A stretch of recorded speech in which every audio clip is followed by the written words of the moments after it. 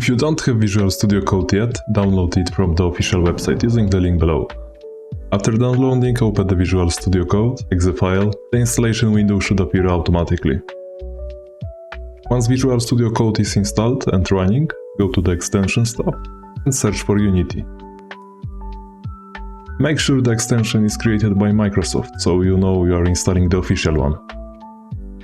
Now switch over to Unity Editor, open Edit, Preferences, go to the External Tools,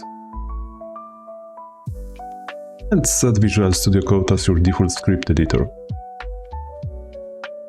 Next, go to Window, Package Manager, and under Unity Registry, search for Visual Studio Editor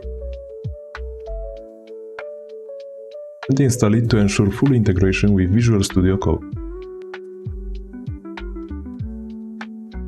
Finally, let's test if everything works correctly. Thanks to the integration between Unity and Visual Studio Code, you should now see helpful tooltips and descriptions when hovering over different parts of your code.